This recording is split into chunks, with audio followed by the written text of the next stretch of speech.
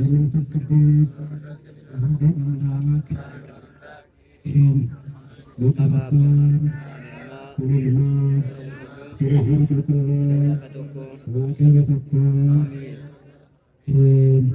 በሰላም በወልድ በመንፈስ ቅዱስ አሐዱ አምላክ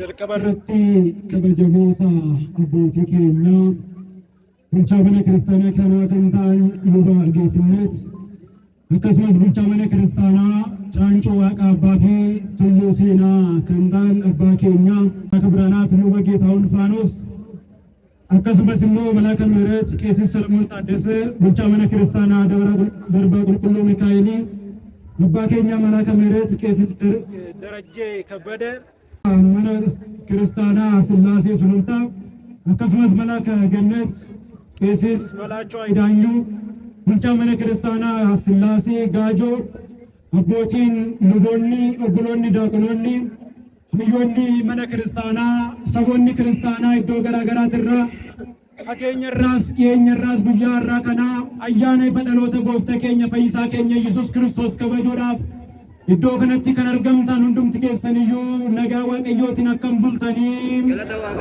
akkamii yeroo kana geessanii galata waaqayyoo akka jennuuf qooqa keenya kan nuuf saaqe baay'ina jaalalaa farjummaa isaatiinis addunyaa keessaa filatee guyyaa eebbifamtuu guyyaa dhaloota isaa kanaa iddoo eebbifamaa kanatti akka argamnu kan nu taasise waaqayyoodhati mee billeedhaan waaqayyoo galateeffadha. እናታችን ቅድስተ ቅዱሳን ንጽሕተ ንጹሐን ድንግል ማርያም ከፍጥረት ሁሉ በላይ ከልጇ ከወዳጇ በታች ስሟም የተመሰገነ ይሁንልን። አመስግኗት እናታችን።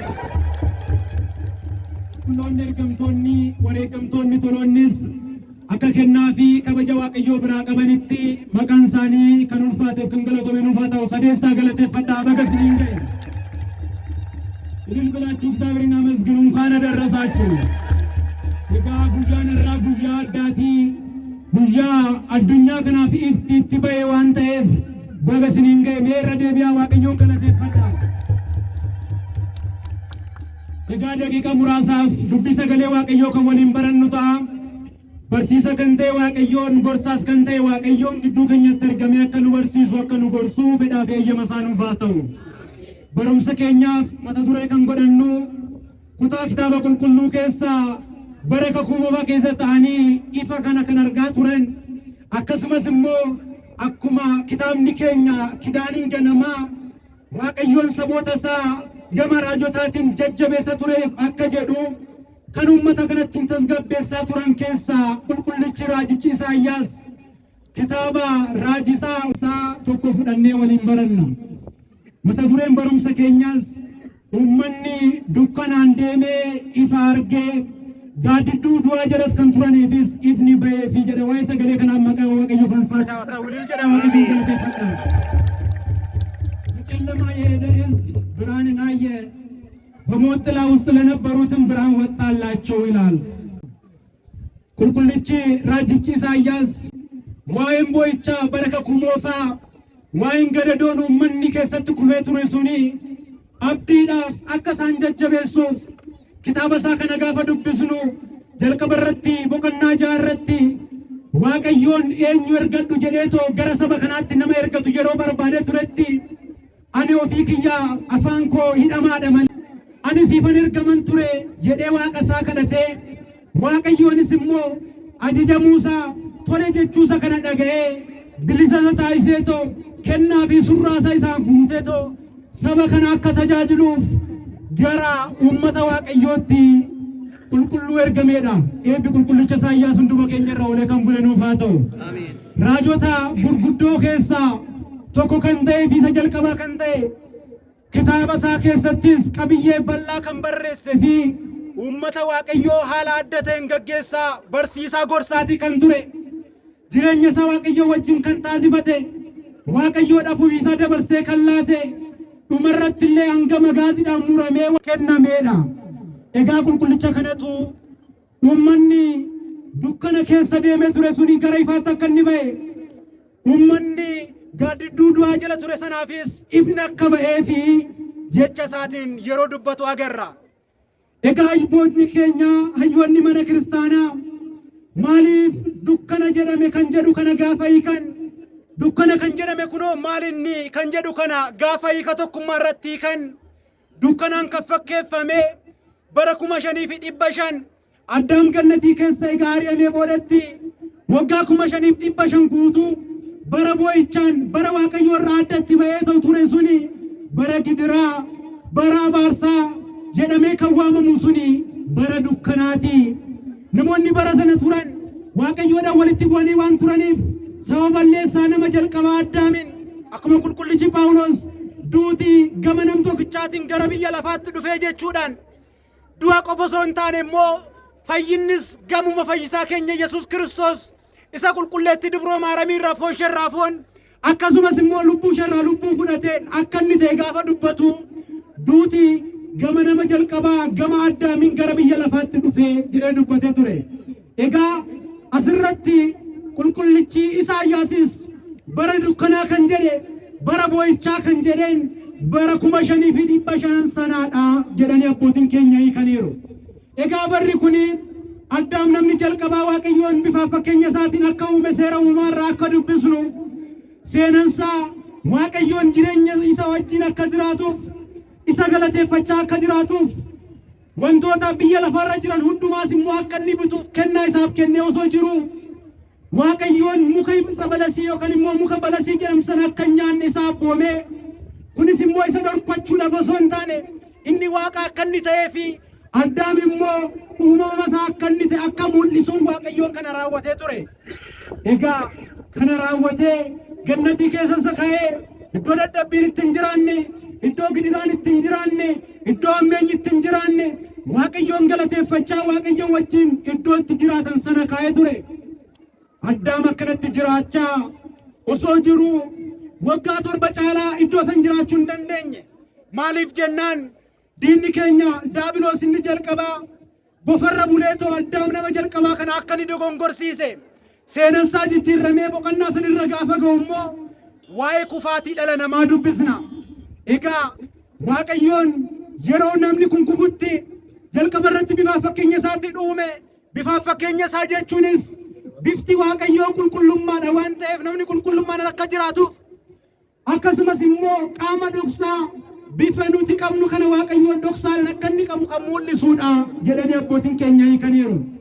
እንግዲህ እግዚአብሔር አምላካችን አዳምን ከፈጠረ በኋላ በአምሳሉና በመልኩ ከፈጠረ በኋላ በቅድስና እንዲኖር እንዲሁም ደግሞ እግዚአብሔርን እያገለገለ እየቀደሰ እንዲኖር ከፈጠረ በኋላ ጥንተ ጠላታችን ዲያብሎስ ደግሞ የአዳምን መክበር የእሱን መዋረድ ስላየ ቀናበትና ይሄን የሰው ልጅን መጣል አለብኝ ብሎ ከእግዚአብሔር እንዲለይ ወጥመድ ለሰው ልጅ እየፈለገ ነበረ። ጉያ ቶኮ Waaqayyoon jalqabarratti Addaam uumamtoota hundumaa akka inni butu akkasumas immoo akka isaan gaggeessu taasisee tureeti. Wantoonni jiran bara sanatti gara Addaam deemanii maqaa isaanii baasee yeroo deebi'aa turetti diinni jalqabaa Daabiloos yeroo sanatti simboo qabeetti kan turte bofarra buleetu gara Addaam deemee Addaam akka dogongorsiisee fi Addaam akka inni kufe gama Heewaanin muka balasii nyaatinaa jedhama sanirraa akka nyaatan gaafa kan immoo cubbuu raawwachuu isaaniitirraa kan ka'e qullaa akka isaan ta'an kanaanis cubbuu raawwachuun Waaqayyoo irratti daba hojjechuun nama irratti daba yaaduun waan Waaqayyoon hin jaalane raawwachuun surraa namaa kan namarraa mulqu Waaqayyoo irraa akka adda nama baasu ittiin hubachiisee yeroo sana qullaa ta'uu isaanii baranii hanga qaama isaaniitti illee baalallee ofirratti qabuutti gaarii turan Waaqayyoon qullaa ta'uu hunduma keenya nu abaraaru. Egaa Addaam ni boo'e balleessa isaatiin jalqaba irratti Daabiloos kan jedheen dhaga'eetu Waaqayyoon waan isaan jedhe sana dhiisetu kufaatii keessa gale. Sabni Waaqayyoo gaafa waan Waaqayyoon jedheen dhiisee Daabiloos dhaga'utti ka'ee gara kufaatiitti deema. Sabni Waaqayyoon bifa fakkeenya isaatiin uume kuni gaafa abboommi Waaqayyoo dhiisetoo oduu Daabiloos dhaga'eetoo Waaqa tolfamaa waaqessu akkasumas immoo abboommi Waaqayyoo cabsuutti ka'ee Waaqayyoo irraa adda ba'a. Addaam balleessa kanaan waaqayyo irraa adda ba'e ni kufee biyya lafaattis darbatame gannati iddoo gammachuun itti jirtu san keessaas ni ba'e. Manni kiristaanaa yeroo hundumaa kan nu barsiistu fakkeenya gannatii kan taate biyya lafaarratti kan hojjetamte waaqayyoon immoo kan keessatti galateeffamu ka'umsi ishee lafarra kan ta'e ga'umsi ishee samiirra kan ta'e waaqayyoon iddeettu galateeffannu gannatii biyya lafaa kana keessa jiraachuun barbaachisaadha.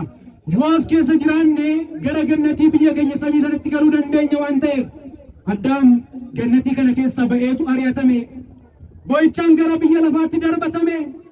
Gaafa kana waaqayyoon nama jalqaba irratti fakkeenya isaatii fi akkasumas immoo bara baraaf akka jiraatuuf uume kanaaf waada isaaf galee akkanatti naftu ani dhala keerraa dhaladheen dhufee si fayyisaa bilisan si baasaa ani ofii kootiin nama ta'een dhufeetoo bilisa sin baasaa jedheetu Addaamiin waada galee waaqa waada nuuf galee waaqayyoodhaaf galanni haa ta'u meenillee waaqayyoodhaaf dhiyeessa.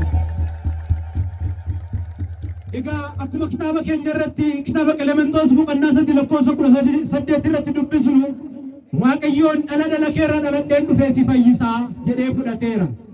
Egaa abbaan keenya qulqullicha abbaan Hiriyaaqosis qiddaasee maaramii irratti waa'ee fakkeenya haadha keenya qulqulleetti dubroo maaramii tarreessaatiin duratti yeroo Addaam gannatii keessa ari'atamu abdii isaa si turte jechuudhaan dhala keerraa kan jedhamte suni qulqulleetti dubroo maaramii akka isheen taate isheerra gooftaan keenya fayyisaan keenya Yesuus Kiristoos dhufee dhalateetoo ijoollee Addaam bilisaa akka inni baasu abdii kana fudhatee bara boo'ichaa waggaa 5,500 san jiraachaa ture.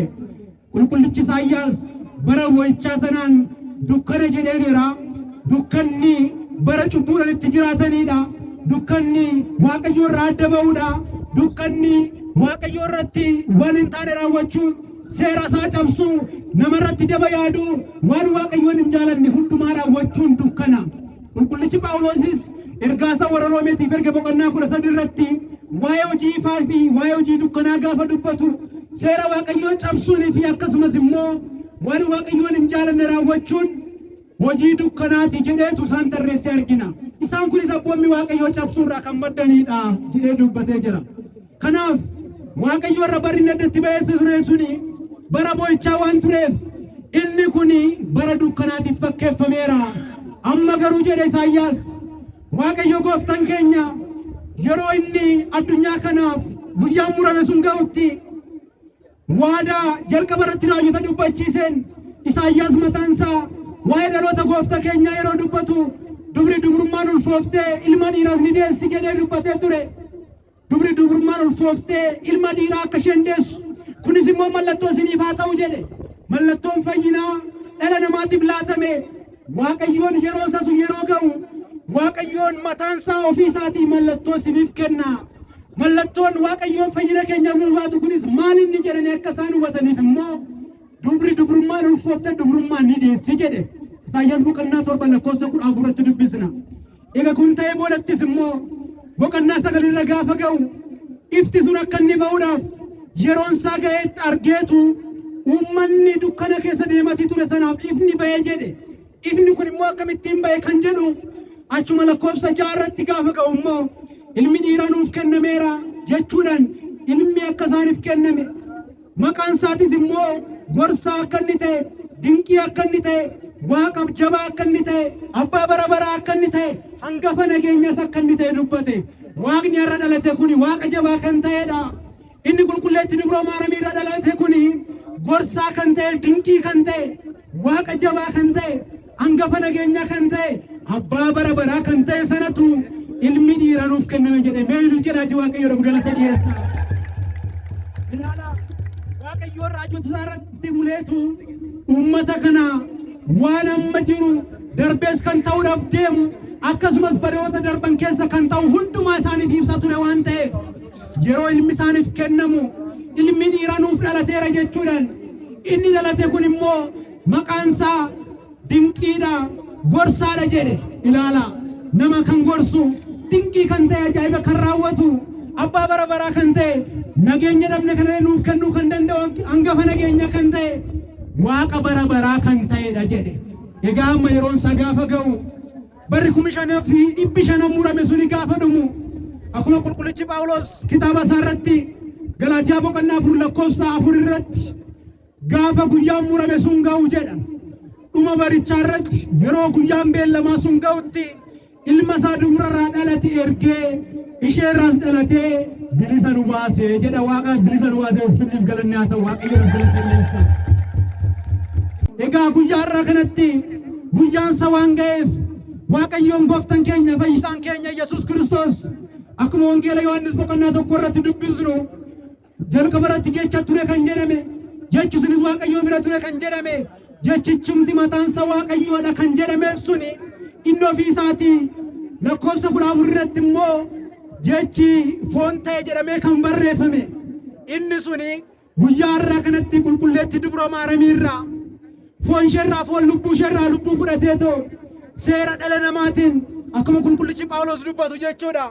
Seera seegee seera gaditti mucaasa erge jedhee akka isaaf barreesse gooftaan keenya fayyisaan keenya Yesuus Kiristoos akka seera namaatitti haala keenya qulqulleetti dubra maaramiirra foon isheerraa foon lubbuu isheerraa lubbuu fudhatee gadameessa ishee keessaa ji'a sagaliif guyyaa shambulee guyyaa irraa kana guyyaan isaa yeroo ga'u addunyaa kanaaf ibsuudhaaf ifa biyya lafaa kan ta'e gooftaan keenya fayyisaan keenya Yesuus Kiristoos guyyaa irraa kana Beetlihemitti dhalate meel jedha Waaqayyoon galateeffadha. Jaalalli Waaqayyoo dhala namaatiif jecha kan inni raawwate ilaala. Arjummaan Waaqayyoo dhala namaa irratti akkamittiin akka inni mul'ate inni samii samoota irra ture Waaqayyoon waaqummaa isaatiin abidda kan ta'e qulqulleetti dubra maaramii keessa buleetoo ofii isaatii jaalala isaatiin gara biyya lafaatti dhufe kun ta'uu isaatiin durattis Waaqayyoon qulqulleetti kan taate jalqabumarraayyuu kan ishee qopheesse akkuma qulqullichi Daawit Waaqayyoon bultoosaa eebbisee qulqulleesse jedhee isheedhaaf dubbate bultoosaa kan taate cubbuu daddarbaan kan ishee bira hin geenye Waaqayyoon ofii isaatiif jaalala isaatiin arjummaa isaatiif sanyiin inni nuuf hambise qulqulleetti dubra maaramiirraa guyyaa irraa kanatti fayyisaan keenya Yesuus Kiristoos dhalateera. Jaalala isaa nuuf mul'isuudhaaf ofii isaa dabarsee nuuf laachuudhaaf jireenya keenya eebbisuudhaaf Waaqayyoon ofii isaatiin nu araarfachuudhaaf isarraa adda baanee turre waan ta'eef gara ofii isaatti nu deebisuudhaaf kan bannee turre nu barbaaduudhaaf fakkeenya nuuf ta'uudhaaf beenyaa nuuf ta'uudhaaf gara jireenya bara baraatti akka galluuf Waaqayyoon guyyaa irraa kanatti dhalate. Kanas yeroo dubbatu abbaan keenya qulqullichi Yohaannis afaan warqeen kitaaba isaa irratti akkasumas immoo amantii abboota irrattis akkuma dubbisnu boqonnaa 66 kutaa 4 lakkoofsa 4 irratti Waaqayyoon gooftaan keenya fayyisaan keenya Yesuus Kiristoos samii samoota irraa bu'eetoo guyyaa irraa kanatti inni teessoo kiruubeel irra taa'uun isaaf malu waaqummaa isaatiin kabaja waaqummaa isaatiin samii irra kan taa'u inni guyyaa irraa kanatti garuu jaalalli namaa isaa harkiseetoo gara biyya lafaatti dhufee moora loonii keessatti gatamee jedhe jaalala Waaqayyoo ilaala. Samiin teessoo isaa ta'ee osoo jiru jaalala namaaf qaburraa kan ka'e Waaqayyoon ofii isaatiin nama ta'ee nama ta'uun isaa osoo hin hanqatiin akka mootitti mana mootitti dhalata jedhamee osoo eegamu inni garuu nu jaalachuu isaatirraa kan ka'e tokkos kan soomina nu barsiisuudhaaf ofii isaatii moora loonii iddoo tuffatamaa ta'etti moora loonii keessatti iddoo kosiin ajaan garaagaraa jirutti moora loonii keessatti dhalate isa kufee ol kaasuudhaaf isa bade sana barbaaduudhaaf jireenyi keenya Waaqayyoo irraa adda ba'ee ture waan ta'eef gara ofii isaatti nu deebisuudhaaf jaalala isaatiin Waaqayyoon ofii isaatiif gara biyya lafaatti dhufee ofii isaatii moora loonii keessatti dhalate. Kanaanis ijoollee Waaqayyoo jaalala isaa inni nuuf qabu asirraa nuuf mul'ise. Egaa guyyaa irraa kanatti akkuma kitaaba irratti dubbisnu yeroo Waaqayyoon gooftaan keenya fayyisaan keenya Yesuus Kiristoos dhalatutti ergamoonni samiirraa jaalala Waaqayyoon dhala namaatiif taasise kana himuudhaaf misraachoo gammachuu guddaa kan ta'u gara dhala namaatti fidanii dhufaniiru. Wangeela Luqaas boqonnaa 2 lakkoofsa 10 irratti gaafa dubbisnu ergamaan Waaqayyoo samiirraa akka inni bu'e guyyaa kanatti ergamoonni fi dhalli namaa addaan ba'anii kan turan Waaqayyoon fi dhalli namaa adda ba'ee kan ture samii fi lafti illee adda ba'ee kan ture wallolee kan ture guyyaa itti araarameedha. Meel jedha Waaqayyoon galateeffadha. Guyyaa irraa kanatti ergamoonni Waaqayyoo samiirraa bu'anii tiksitoonni Beetlihemitti osoo loon isaanii tiksaatii jiranii Waaqayyoon guyyaa dhalate kanatti ergamaan waaqayyoo gammachuu dhaloota hundumaadhaaf ta'u uummata hundumaadhaaf kan ta'u gammachuu guddaa isinitti himaatii hin sodaatinaa isaaniin jedha. Egaa hin sodaatinaa jechuudhaan kunoo har'a magaala Daawititti fayyisaan isinii dhalateera. Innis gooftaa eebbifamaa Kiristoosidha jechuudhaan inni dhalate kuni fayyisaa kan ta'e qoricha kan ta'e Yesuus Kiristoos akka inni ta'e dubbatame. Yesuus Kiristoos dhalachuu isaatiin milkina Waaqayyoon galateeffata. Har'a inni dhalate jedhe qoricha kan ta'e fayyisaa kan ta'e. Egaa kana jedhee booddattis ergamoonni Waaqayyoodhaaf samii irratti galanni haa ta'u lafarrattis nageenyi eeyyamni gaariin lafarrattis haa ta'u jedhanii ergamoonni Waaqayyoo galateeffannaadhaan dhala namaa isa Beetaliheem ture san wajjin tokkummaadhaan Waaqayyoo galateeffatanii Waaqayyoon guyyaa galataa kanaan kan dhugee maqaan isaa kan ulfaate nuuf haa ta'u jedha Waaqayyoon galateeffata. ዛሬ ምስጋና ቀን ነው።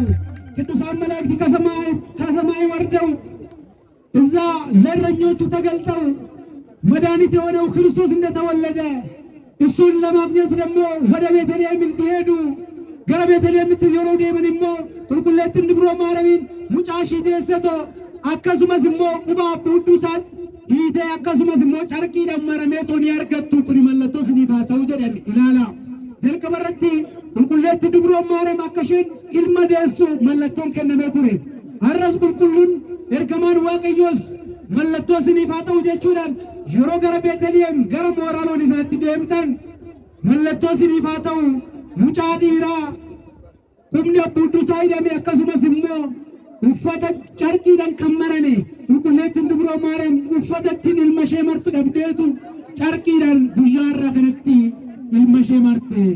Baay'ee kan nama gaddisiisu ijoolleen biyya lafarratti yeroo ammaa yeroo dhalatan simannaa addaatiin gara biyya lafaatti kan dhufanidha. Waaqayyoon gooftaan keenya samii samootarraa gara keenyaa jaalala keenya dhufee garuu simannaa dhabe ilaala. Uffata ittiin maramu dhabeetu carqii gatameen sanaan marame. Jaalalli Waaqayyoo hammam akka ta'e ilaala. Baay'ee kan nama dinquu kan nama ajaa'ibuudha. Guyyaa kanatti kun ta'eetoo ni argani. Yeroo sanas uummata hundumaatti himan gammachuun kun kan saba hundaati waan ta'eef dhaloonni gooftaa irratti baroota baay'ee lakkaanii 9 kan jedhaman baaba fagoorraa kan dhufan baay'een turaniiru waan ta'eef isa achitti uffata maramee jiru kan arganii maaliif uffata marame kan jedhanis abbootiin keenya hayyoonni mana kiristaanaa booda irratti gooftaan keenya fayyisaan keenya Yesuus Kiristoos waggaa 33 biyya lafarra eega ture boodatti Yoosef fi Niqoodimoos akkanatti simaru jechuudhaaf qulqulleettiin dubroo Maariyaam akkasitti ilma ishee deesse kana uffata marte. Tokkos abbootiin keenya luboonni hanga dhuma bara biyya lafaa kanaatitti guyyaa guyyaadhaan aarsaa kan ta'uuf isa beenya taasisee kan nuuf laate foonsaa akkasittiin maraniitoo ijoollee Waaqayyootiif kan kennan ta'us hubachiisuudhaaf kana goote jedhaniiru. Egaa hayyoonni sun baafa gorra dhufan 9 kan jedhamu suni mootichi Israa'el ni dhalata kan jedhame eessattiidha jedhanii mooticha sana gaafatanii turan. Inni eessatti akka ta'e waan hin beekneef raajii waa isaatiif dubbatame raajota turaniif akkasumas barsiisota bara sana turan gaafatee Beetelihemitti akka inni ta'e irra ga'eera. Kanaanis Beetelihemitti raajiin dubbatame ture hidhee garsa isaan qajeelcheera. Abbaan keenya qulqullichi Yohaannis afaan warqee waa'ee kanaa gaafa dubbatu ati yaa namicha Yihuudicha akkuma Heroodisitti himte sanatti mi'aanattis natti himi ani Heroodisiif akka isa ajjeesuuf itti himteeyyuu ani garuu akkan deemee isaaf sagaduuf mee natti himi ittiin jedhee gaafata. Anatti himmaa hin himtu anatti yoo natti himuu baattees ati ulfina isaa yoo dubbachuu baattees waa'ee waaqummaa isaa yoo dubbachuu baattees uumamtoonni hundumti isaaniiyyuu waa'ee waaqummaa isaa dhugaa ba'u isaan kabaja isaa ulfina isaanii dubbatu jedhe. Mee waa'ee ulfina Waaqayyootiif galata dhiyeessaa.